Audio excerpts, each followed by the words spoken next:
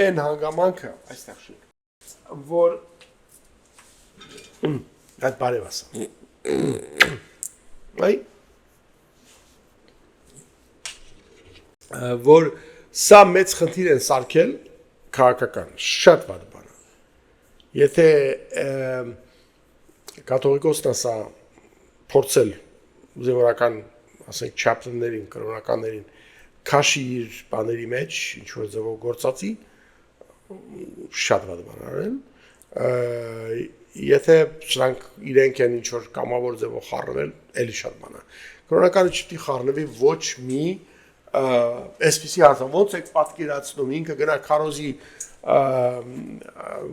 աստված